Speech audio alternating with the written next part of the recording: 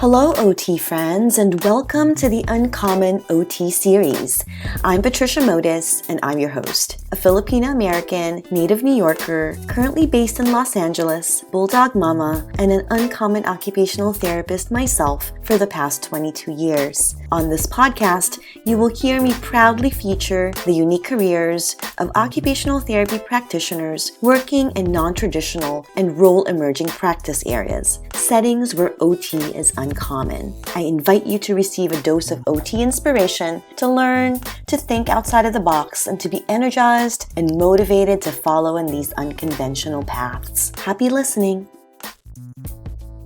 Before we begin this episode, I want to extend a special thanks to Picmonic, our sponsor. If you are an OT or OTA student looking for an excellent learning resource and study aid, Picmonic might be for you. Whether you're studying for your classes or getting ready for the NBCOT exam, it is a visual mnemonic learning tool that has been research proven to increase retention and help students ace their exams. It uses audio-visual learning and intelligence-based repetition algorithms to help with long-term retention while studying. If you're interested in trying it for yourself, sign up today using the link in the show notes or using the code TRANSITIONSOT to score a discount of 20% off your Picmonic membership. So today, I'm absolutely thrilled to welcome two highly passionate, dedicated, admired, and distinguished occupational therapists to the podcast.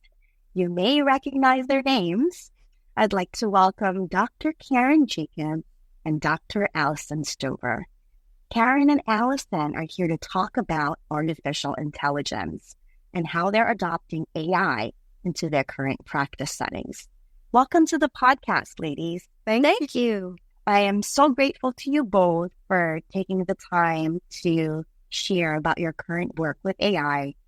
I know a lot of occupational therapy practitioners are curious about AI, its implications to OT practice. So I'm really excited to dive a little bit deeper, and hopefully you can give us some examples of how we can incorporate AI into our own practice settings.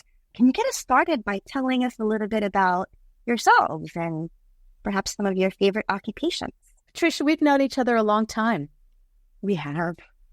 And part of my 45 years as an occupational therapist sort of overlap with yours.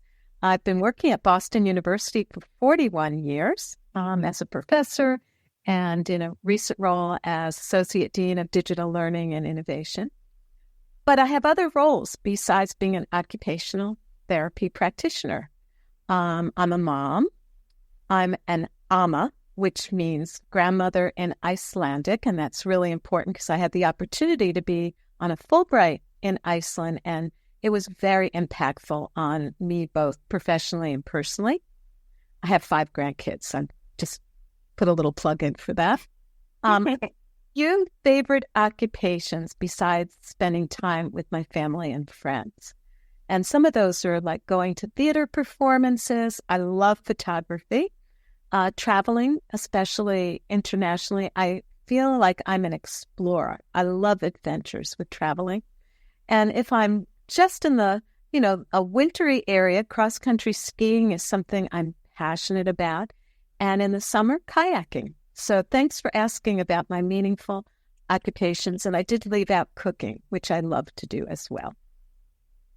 I love to watch what you're cooking each week with your students that you live in residence with. My occupation would be that I like watching Karen cook and eating what Karen makes. That would be the fudgy blasting brownies. Oh, we'll have to do that, Alyson. They're heavenly. They're heavenly. Yes, thank you for this question, Patricia. And Patricia, we have crossed and interacted a number of times, and I always share that you have been a part of my presentation since even before I was formally giving some of them as AOTA president, because you share this passion with me of opening the eyes of all that occupational therapy is never just one thing or one way. And so I've actually quoted many of your episodes or shared episodes that I think people should dive into and listen through many of the presentations I've given. And so I really love this question, and it feels very much like you. So I've been an occupational therapist for about 20 years, always in pediatric settings, but currently for the past over 10 years, my husband and I have owned a pediatric private practice in rural county in northwestern Pennsylvania. And we really love it because it's what I say, it's uncommon OT in what people think is a common OT place, right? The way you practice can be uncommon, even if the place where you're practicing is very common. And some of my favorite occupations, well, like Karen, I am a mother, and my children are of like an incredible age of best friendship. So I have a 19-year-old son and a 15-year-old daughter, and like sometimes I think they can give me just as much great advice as I give them at this stage. I am a daughter and exceptionally close to my parents and helping them in this stage of their life. And I am a dog lover with 3 way too big dogs that sleep with me every night and probably push my husband out of the bed. Favorite occupations are things like that are really assigned to my roles. I love traveling, particularly with my family. I love hiking with my dogs. I love being new places. I love listening to music too loud and singing off key. I really, really love to read. And I have so many books that I probably could read endlessly for the next 100 years and never make it through them all. But I love just learning and hearing and seeing the world through someone else's eyes. Wonderful. I love learning about these meaningful occupations for both of you. We see you on the spotlight a lot, so we don't really get to hear about the fun things that you like to do. So I love this question for that precise reason. And I have 1,000 other follow-up questions after that one about your personal interests. But we have a lot to get into, right? Artificial intelligence. So can we get started by, just telling us a little bit about what motivated you to pursue the paths in AI? So I want to talk about, what motivated us to come on your podcast. Yeah, I think part of it has to do with wanting to encourage all occupational therapy practitioners and students to develop a foundational literacy in artificial intelligence. I think it will be challenging for all of us to say we are experts in artificial intelligence, but we need to understand it and its contributions that it can make to our practice, to our profession. And I want to encourage people to be part of the design of AI tools, to be on the ground floor working with companies, to think about what they would like to see with artificial intelligence. But I also want to say, I want to encourage all of us to always ask why and question taking for granted knowledge. It's really important.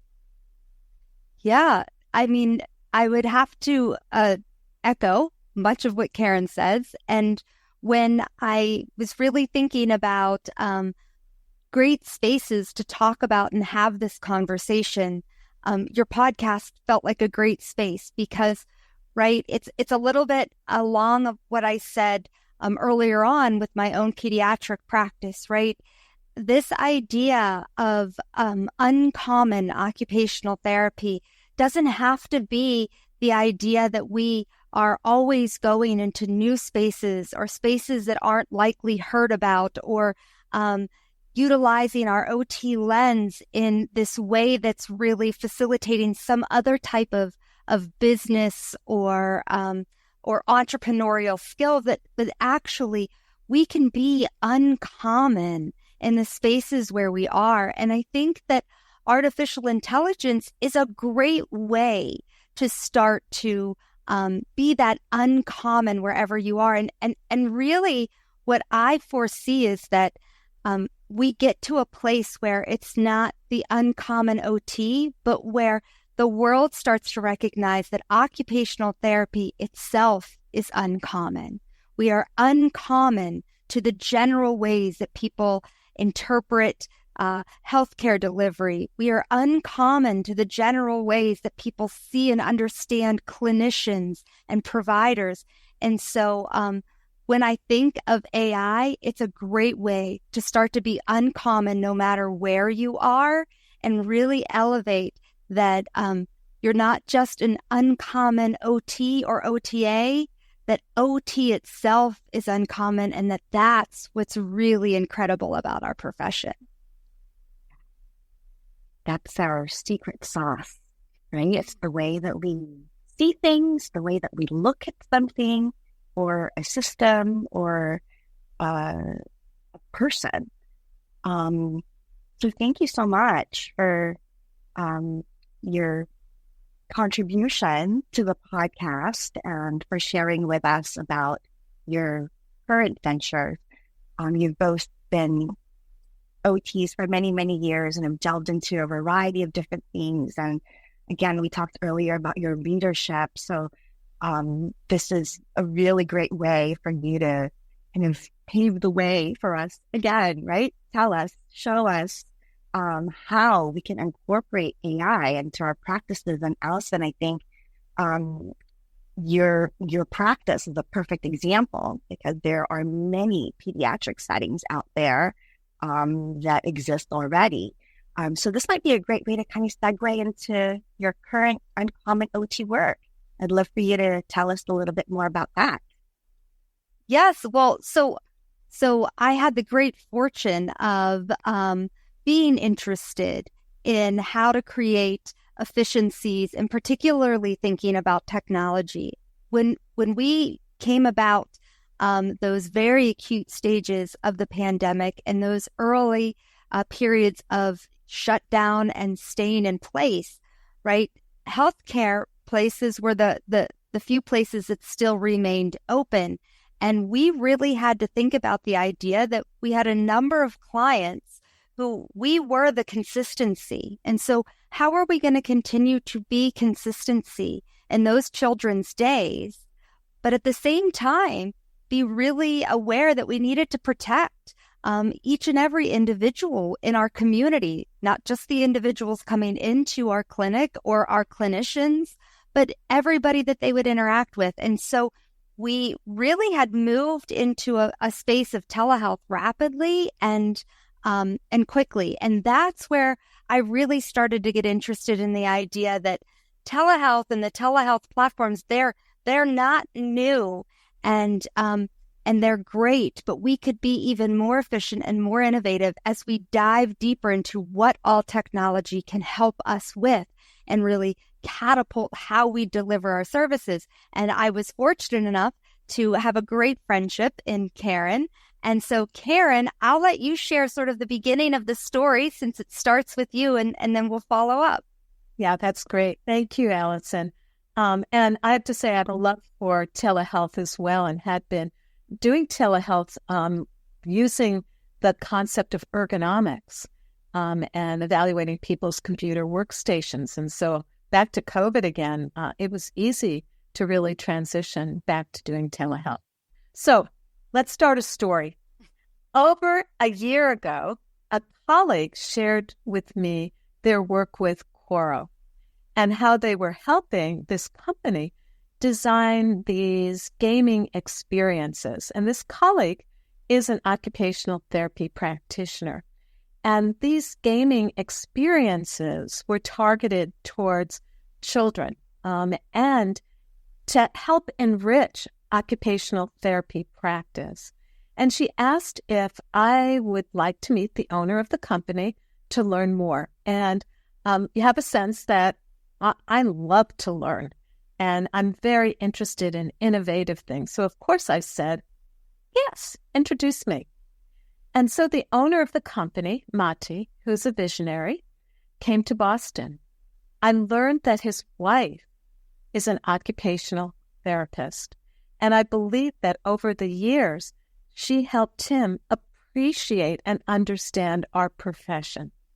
I also learned that he had a deep commitment to children and pediatric care. And so we were discussing current practice in pediatric occupational therapy, and we started talking about some pain points like long wait lists and excessive documentation, and perhaps even feeling burnt out with the number of children occupational therapy practitioners were seeing. By the time we finished lunch, I was so inspired by the Quoro platform that I became an advisor for the company and was able to begin to do independent research on the feasibility of using Quoro as an enrichment tool in pediatric occupational therapy. And of course, I needed sites to conduct my research. And so I reached out to Alyson and asked if we could conduct research at Capable Kids, her clinic in Pennsylvania. And I also reached out to Ryan Gallant, who owns Gallant Therapy Services in Maine, to see if he would be another site. And that's the beginning of our story of working with Quoro. And it has transformed pediatric occupational therapy in my mind.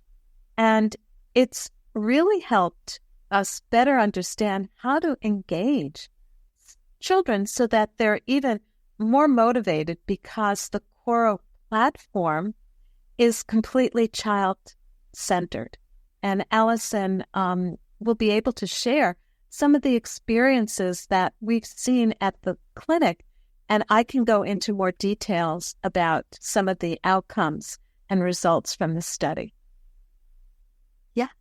Cool. So when Karen connected with me and we started to discuss some of the incredible features of this platform, she came for a visit with an occupational therapist who had been utilizing this platform in his own work pretty regularly and was seeing some incredible things. And so I got my staff together, and we, for 2 days, learned and trialed and touched and climbed mountains as astronauts and jumped over monsters in the outer space. And it was incredible.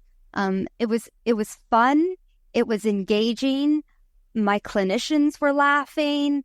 It was one of those things that we were just really enjoying the use of this platform. And that was one of the things that felt really good and felt like, wow, this isn't one of those things that creates cumbersome or burdensome work to our clinicians or makes our clinicians feel disconnected, like they're setting a child up to do something and then they're not a part of that experience. But everybody who was around watching one clinician participate or another clinician participate, everybody was actively engaged. And that was incredible to us to see.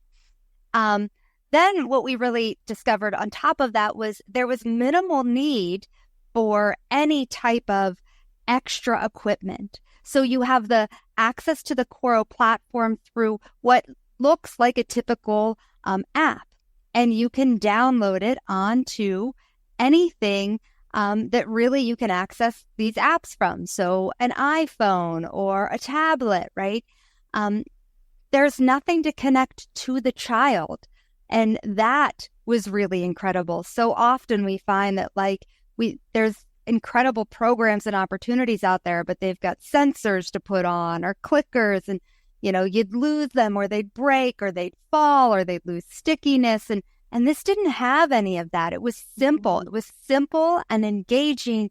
And then what we really found to be profoundly transformational is the information that it fed us afterwards.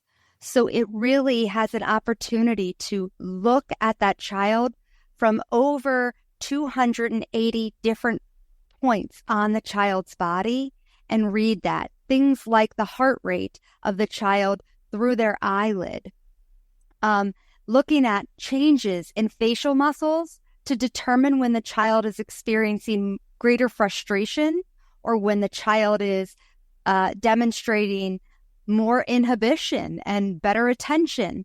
And what we noticed was that when we combined what we saw in an individual participating with this incredibly objective data related to those biofeedback markers, what we had was a holistic picture that made us stronger at determining what next steps were. And so, for instance, I'll give you an example. We had a child that was one of our early starters on it.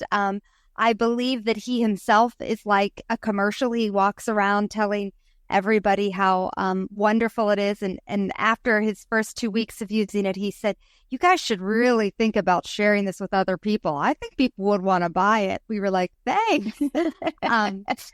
But he's a child that was in a car accident that resulted in a traumatic brain injury and a number of other deficits.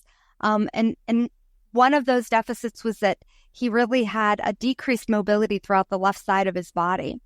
And so for a long time, we were working on things like increasing bilateral hand use, really utilizing that left hand as a support so that it could stabilize certain things, the paper, his socks, whatever we were really needing him to work on or that he really wanted to do. And our thought was, as usually we know from many of our different classes, that the left side was going to be weaker. It was used significantly less often. There were periods of neglect. And so we knew we wanted to build up that left-sided strength and that we also needed to increase some of the range of motion and that we wanted to use both of those hands together. We've been really working on a number of bilateral tasks that he was progressing with absolutely, but probably at a pretty slow rate, a rate that I know sometimes frustrated him. When we started engaging him in Coro, and we had this mountain climbing activity that they had, there's a number of things that activity looks at, but one of them is bilateral coordination, and another one is endurance. And what we actually found was that his left arm had greater endurance than his right arm. And so where we thought there was this incredible strength deficit really wasn't a strength deficit. He had the strength, he had the endurance, he just didn't have the range or what it led us to look at, the tactile sensation. So he wasn't feeling some of the things. That's why he was letting go. We would have never thought to go deeper into investigating tactile sensation without realizing that it's never that there wasn't the strength deficit that we thought was there. So with that kind of information and feedback, we were able to better design how to start implementing both exercises focusing much more on range of motion than we were on strength and even using both hands together, a lot more on sensation. And what we discovered is that he was then carrying those skills over. And the one thing that he loved to do was fish. And his grandfather had said for the first time they went fishing and he caught a fish and was able to maintain that grasp on that pole with both hands because he felt it. He had the strength. He knew to lock in and he had the range now to bring that hand fully to midline. And it was incredible. And we're talking about 2 months versus the well over a year that we were working on trying to get him to just stabilize his paper while he wrote, because we knew what the deficits were in regards to the participation in occupation, but we couldn't see those bio indicators as objectively and as concisely as Coro could. And when you combined our OT lens and how we know participation is with that type of information, was life-changing. Literally, he's fishing all summer now. And he loves it. He absolutely recognizes that not only is Coro fun to play, but he says, without Coro, I would have never caught that fish. Oh, wow. It's a great example. Thank you for painting that picture, because we're visualizing an app, kid is involved with it, they're having a great time, they're so engaged in it, right? Because an OT helped create it, and that's important. But I didn't, I sort of had my mouth open here because I didn't realize how intuitive it was. I mean, of course it's intuitive. That's what it's trying to glean information from every aspect of our beings, whether it's reactions and such. But what I loved the most was how you connected it with our skill set and how we can actually, we're necessary in interpreting that intuitive information that's being given to us. Our OT lens is important in understanding what might be behind that and the consequences and how it's connected. Yeah, it's, Patricia, like you said, this app is incredible and how it gets children to engage in the movements and the movement patterns and the information that it gives to us. But in our sessions, it's 8 minutes of our session, of our 45, 60-minute session. And what it's really saying to us is, okay, so we gave some exercise, some movement pattern learning, and then we gave you a lot of information. But look, Coro knows that a child doesn't need to really do this climbing motion all day long. It says, okay, now occupational therapy professional, what does that transfer into and what that child is doing every single day or needs to do? So it really does walk alongside us in the idea of, look, we can read those movement elements that you cannot, but only you can transfer those movement elements so that it meets all the different things that a child needs to do. Only you know how to break down and understand what's problematic in the school day or what's hard for the child as they're getting ready for bed, and how you can then transfer what you've learned from that movement pattern and those biofeedback. How can you really then transfer that so the child's doing that in all of the things they need and want to do?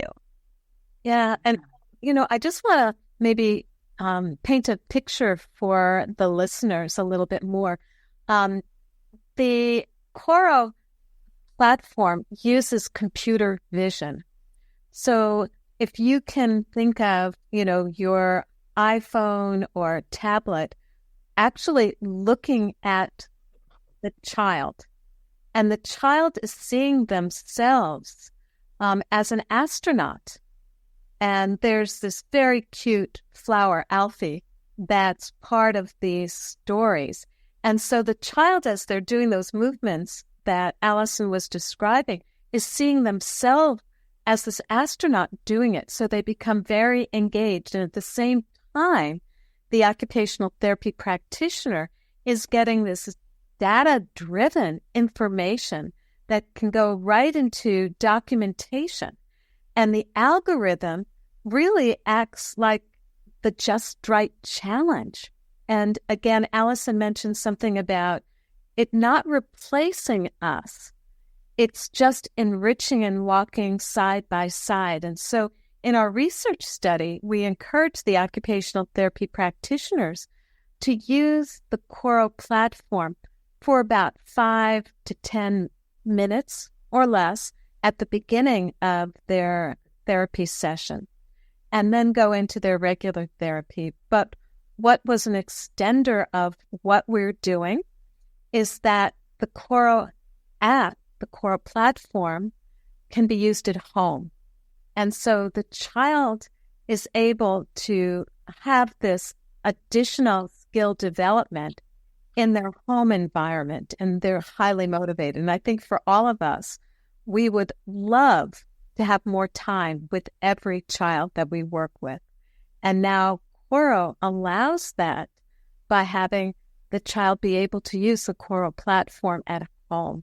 And in our research study, some of the preliminary data that we're getting is that children are doing what we call Quora homework 4 times as often as the homework we would be sending home in traditional occupational therapy.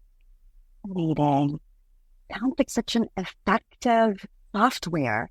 Is it being utilized by many clinics currently? Yes. So there's many clinics across the United States, from Florida to Alaska, California, Maryland, many. And what Alyson and I are doing is starting this occupational therapy plus artificial intelligence revolution with Quora AI as the catalyst in pediatric occupational therapy. How do you get to use the Quora platform? We feel very strongly that we need to have a standard for the use of the Quora platform. And so Quora has created a certification program, and it's offered to occupational therapy practitioners and clinics. And what they do is they go through this online asynchronous training. It ends up being about 13 continuing education units, along with practical application and feedback from us. And so what we've started is this community of practice with people using Quora. Alyson created the content for the certification. I've been part of the process as well. And on a regular basis, we meet with people who have signed up for Quora. We can brainstorm, we support each other. And so, again, this is part of that occupational therapy plus artificial intelligence revolution that we'd help start. I love that you're, again, pioneering in another endeavor, and it's much needed, the support system and really the sort of the guidelines, right? And again, using artificial intelligence to really strengthen our profession. How can occupational therapy practitioners get started? Listening to this episode is a great start. Definitely we'll be posting websites and links that will be helpful. Can you share with us how OT practitioners can get started in their own practices? Well, I'd love them all to consider signing up for a free Quora demo. It's about 45 minutes, and you'll learn about the whole story behind the algorithm that's part of Quora, the computer vision, how it can be used in occupational therapy. And so anybody interested to learn more about it, they can go to ot.quora, let me spell it, KORRO.AI. And I think this is a good way to see, is it a good match for my pediatric clinic? Will it enrich and enhance what I'm doing as well?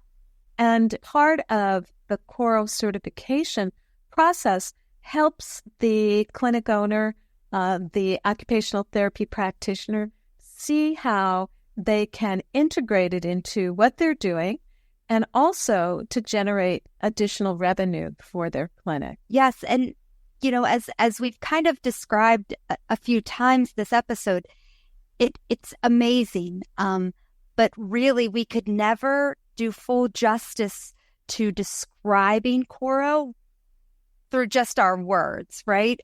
So the demo gives you this great opportunity to see it and feel it, to watch it, to really start to consider the idea of, wow, what does this look like for me? What does this look like in my day-to-day practice? And so I as Karen said, I encourage everyone just to take a look, see what it really looks like, and how it just would really align with the type of work that you do, and if it's something that can really help.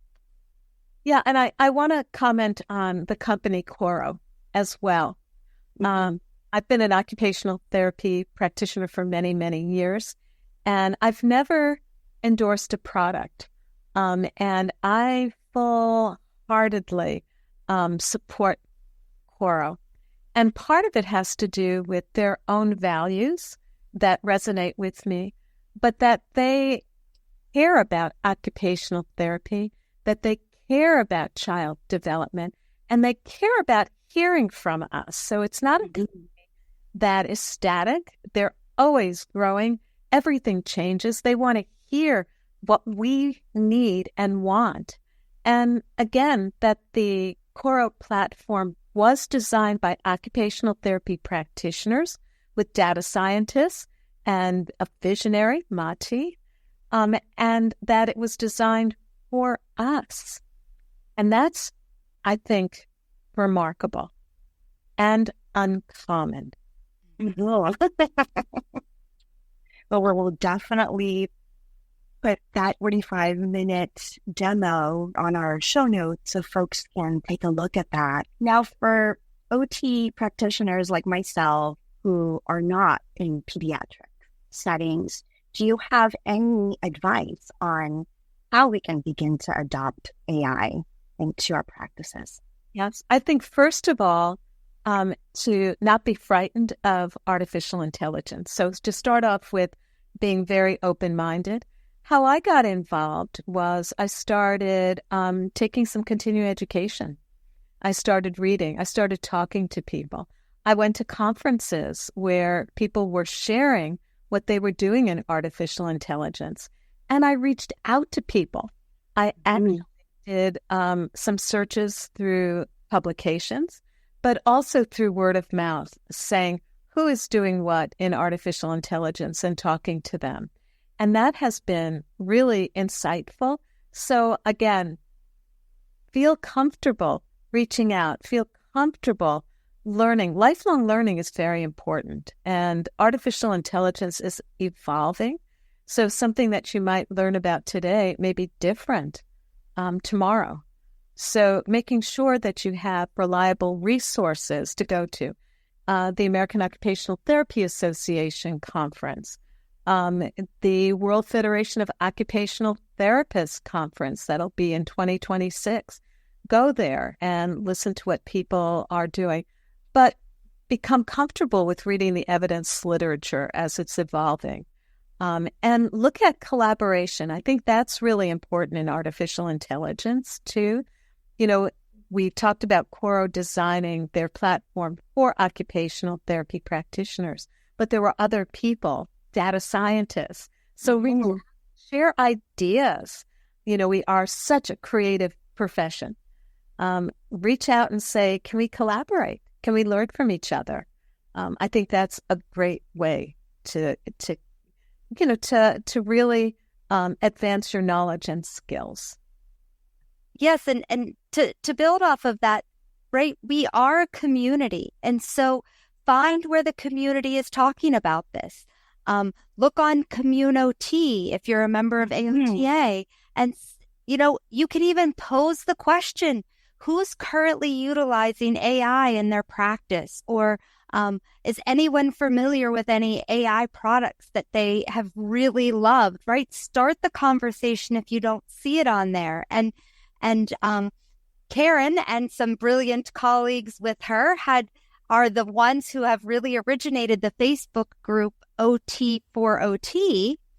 And within that group, there is a new group established called AI for OT.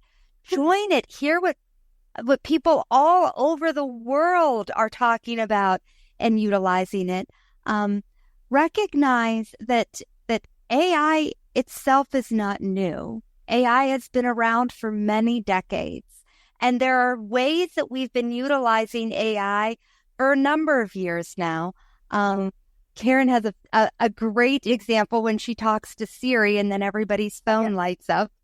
I shut the phone off for this podcast because I'll use an example that we've been saying, hey, Siri or Alexa, and then the phone answers me. Yeah. I shut down for today. Yes. So it's, but even things like predictive text is AI that we've all been using for a number of years now, right? So don't be afraid when it's new, but have the conversations, find the partners who are willing to ask the tough questions with you. Don't be afraid to reach out to AI companies. If you're seeing a product or you've heard about a product through word of mouth or, that you've seen it in a response on a website or something, like reach out, say, I want to know more about what it is that your product is designed to do. What are some of the things that you took into consideration in designing?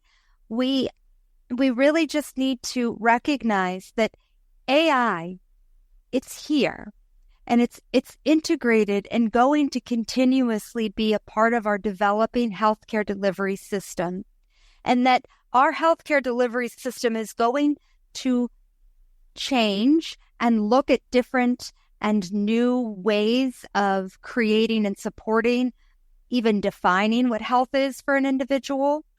And we can either choose to be a part of that now, or we can choose to be the individuals who are coming at it later in the game and were never part of the development process and just figuring out how to utilize it.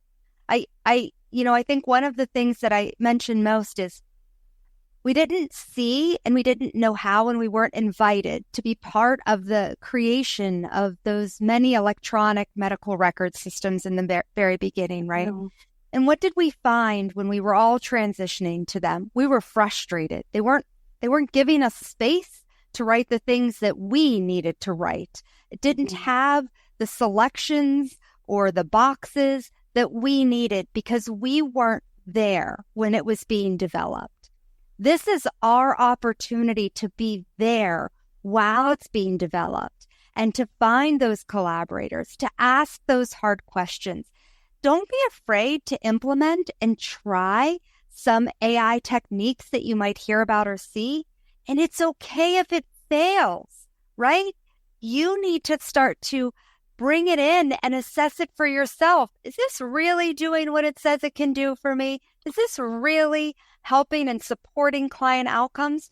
So I say, look for the products, talk to our community, read the research, and then don't be afraid to just try it. Try it and succeed. Try it and fail. No matter what, you will try it and learn. And that's going to be the best part. I do want to add that we have to develop a moral courage with AI. And that's really important because it is evolving. And we want to make sure that we understand the ethical implications of using AI. And so what I do personally is stay informed, just like Alyson has, shared with us, latest developments. I think reflective practice is extremely important. Really reflecting on our work, is this the right tool for us? Seek, I think, diverse perspectives. And that's why I love working with colleagues from different backgrounds. In particular, over the last few years, I've been working with colleagues in social work and data science. And there's many other colleagues. So that's really important. Advocating for ethical use of AI. And one of the things that we've done at Boston University, of course, I have to mention that again, is we developed guidelines for ethical and responsible use of artificial intelligence. And I think that that's extremely important for people to know, how do you use it ethically and responsibly? And I think that's a good thing to have. We need to make sure that we support transparency in AI that will help us with the decision-making process and make it easier to identify and address bias, because that's really something that we have to be very mindful of. We want to encourage accountability as well. We want to hold AI developers and users accountable and ask those questions and not be frightened of asking. And finally, we want to empower the clients. We want to make sure that they understand AI and how it's being used in the decision-making process that we're using with working with them. And that's really important. And for them to know their rights and their preferences. So these are all things that are extremely important. And in academia, this is something that we must teach our students, and we must teach our clinicians and researchers out there. You know, we're a community, and we need everyone be knowledgeable. Well, thank you so much. Wow. I'm pumped up, to say the least. Well, For a demo. Yes. Right. So, pediatrics, one of the things that I love about Poro is that they want to know what other areas to go into. So behavior and health, mental health is another area that they're moving into, and that what they're doing will go into the platform for occupational therapy as well. But there's so many ways of using their algorithm that that's something you're interested in. Reach out to them and let them know. Wow. So yes, I'm pumped up. You seem amazing. Your leadership is infectious. Your passion just exudes in everything that you say, and how the work kind of resonates, each of you personally. I'm in awe. And again, I'm so honored to have you both on the podcast. You brought so much comfort for me, just learning and, getting some specifics. So I certainly feel more comfortable after today's conversation. I also feel more brave, really feel like it's our responsibility, that it's important for us to really embrace this and the variety of settings that we're practicing in, because it's the way of the future, and that it can actually enhance the work that we're doing. Absolutely. Thank you for having us on your podcast. I actually was thinking I'm going to invite you to come on the Sargent College podcast. I'd love that. I expect an invite soon. So thank you again. And if our listeners were interested in connecting, we know that there is the community of practice. We'll make sure we include those notes. Is it okay if they also reach out to you if they had questions about the software, if they had questions about the research and how it's being applied? Yes. Do you want us to share our emails? Yes, that would be great. Great. Allison, you want to go first? Sure. Yeah. And I was going to say, yes, reach out to me. And also, if my clinicians who are using it all the time, they would love to share as well. So it's easiest to reach me at adstover@pitt.edu. And at any time, reach out, and I would love to talk more, chat more, or even find a time that one of my clinicians could share some of the great stories that they've been working on. Great. Thank you. And mine is Jacobs, KJACOBS @bu.edu. And the same thing, I'd love to talk to you. I'm looking for more sites for our next study. So in particular, please reach out to me if you're in a pediatric clinic. I'd like to have our studies be in clinics all over the United States. What an excellent opportunity. I hope our listeners jump at the chance. Thank you again, ladies, for this honor, for sharing your time with us and your expertise. I very much appreciate you. Thank you. And that wraps up another inspiring episode of the Uncommon OT series. Connect with me at www.transitionsot.com. And don't forget to sign up to be part of the Transitions OT community. By doing so, you'll receive my latest compiled list of uncommon OT practice settings, the latest news on mentoring offerings, uncommon OT live events, non-traditional OT resources, and more. You may also follow me on my social media pages on Instagram and LinkedIn. And if you love this episode, head on over to Spotify, Stitcher, Apple, and Google Podcasts to follow, rate, and leave a review. I also ask you to consider pledging your support to my Passion Podcast project by being a patron on Patreon. It is very much appreciated. Sending big OT love. Thank you so much for listening. Until next time.